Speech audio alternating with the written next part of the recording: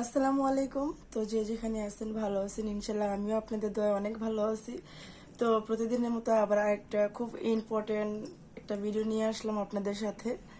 তো কালকে যে লাস্ট কথা ওইখান থেকে আবার শুরু করবো এখন। তো আমার কথাগুলো অবশ্যই মনোযোগ দিয়ে শুনবেন। যদি শোনেন তাহলে সত্যি কথা বিশ্বাস করেন, মন থেকে বলতেছে অনেক ভালো লাগবে, ঠিক আছে? আর আমাকে অবশ্যই বেশি বেশি কমেন্ট করবেন, আমাকে সান্ত্বনা দিবেন।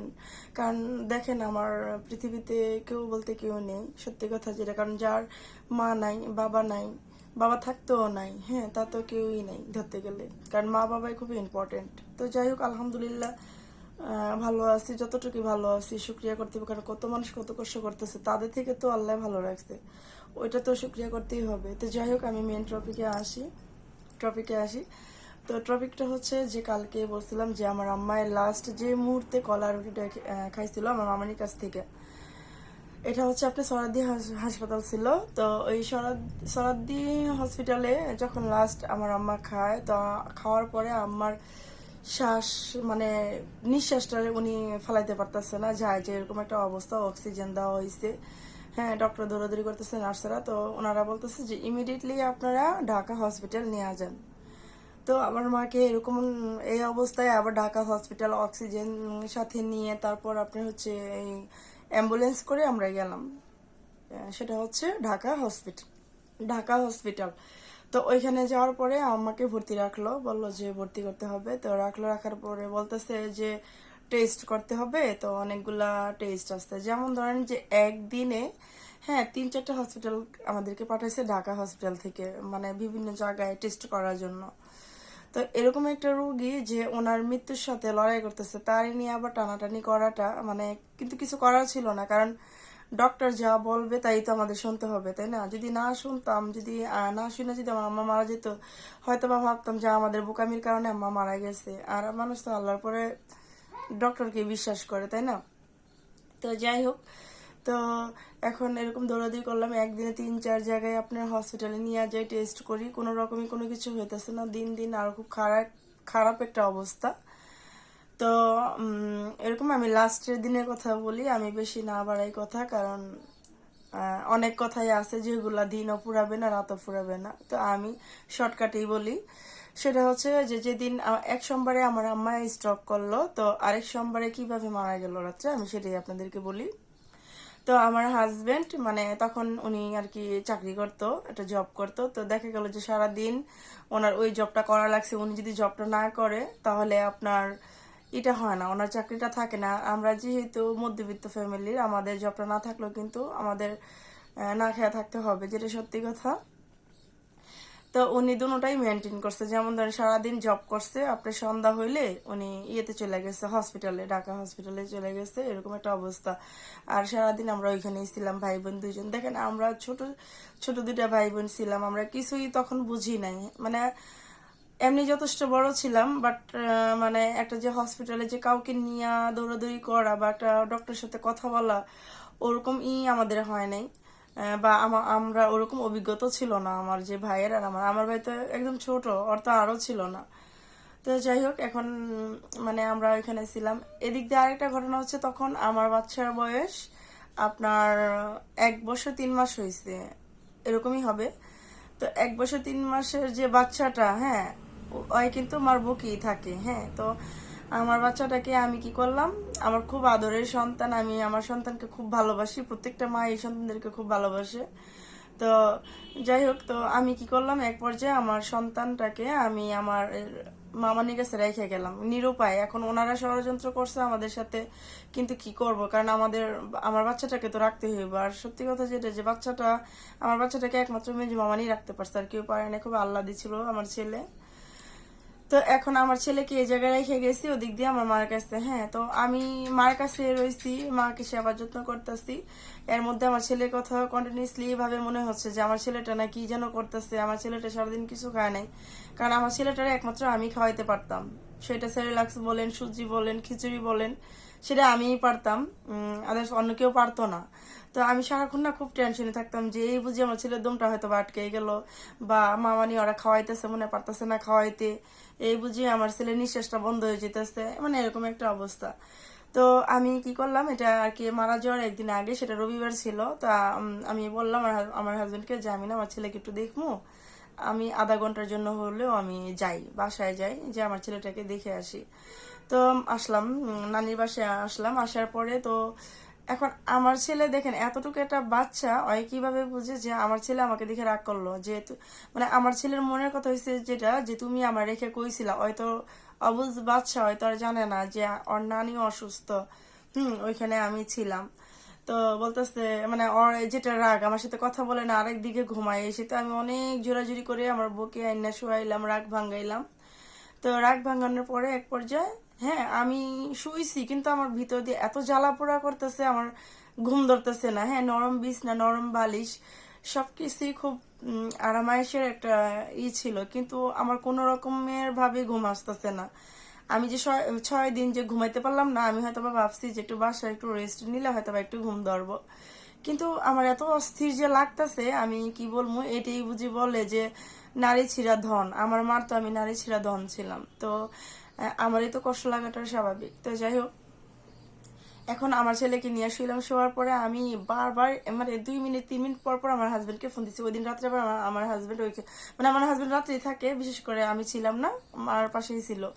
তো এখন আমি বারবার 2 মিনিট পর পর ফোন দিই, আমার মার কি অবস্থা। এদিক দিয়া ভাবি যে আমার মার কিছু হইলো নাকি, আবার যখন মার কাছে যাই তখন ভাবি যে আমার ছেলের কিছু হইলো নাকি। তো একটা মেয়ে কতটা ডিপ্রেশন এরকম থাকলে মেয়েটা কি আদৌ কি মানে কি একটা অবস্থা হইতে পারে, সেটা আপনারাই সেটা ভাবেন। তো যাই হোক, এগুলা মানে করার পরে আমি খুব টেনশনে ছিলাম। টেনশনে করার পরে তো এক পর্যায়ে, হ্যাঁ, ওর আব্বু মানে আমার হাজবেন্ড বলতেছে যে তুমি চিন্তা করো না মা, ঠিক আছে, আমি তো আছি এই জায়গায়। তো যাই হোক, তো আমাদের এখানে একটা বলে যে মুশকিল আসানের যেটা খতম আছে, ওটা আর কি অনেক মহিলারা একসাথে বসে ওইটা দোয়াটা পড়ে। তো সবাই ওই দোয়াটা পড়ছে, পড়ার পরে তো আমার যে মেজু মামানির মানে আমার মেজু মামানির হচ্ছে যে মা, ওইটা আমার আম্মার খালা, আপন খালা।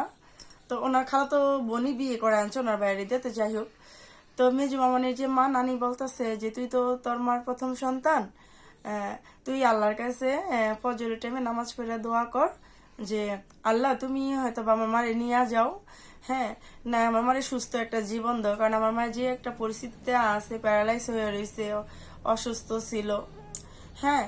তো তুমি হয়তো বা তারে একটা কিছু করে দেখ, তোর দোয়া আল্লাহ অবশ্যই কবুল করবো। তো আমি বিশ্বাস করেন আমার মার এমন একটা পরিস্থিতি আমি দেখতেছি যে আমার মা হাঁটতে পারতেছে না, খাইতে পারতেছে না, বারবার শ্বাস মানে নিতে তার কষ্ট হইতেছে।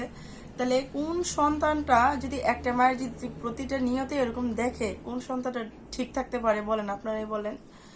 তো ওইখানে কিন্তু কোনো কেউ ছিল না, আমরা 3টা মানুষই ছিলাম, 3টা মানুষই আমরা ছোট ছিলাম, যে একটা মুরব্বী টাইপের যেটা মানুষ থাকবো আমাদের সাথে কেউই ছিল না।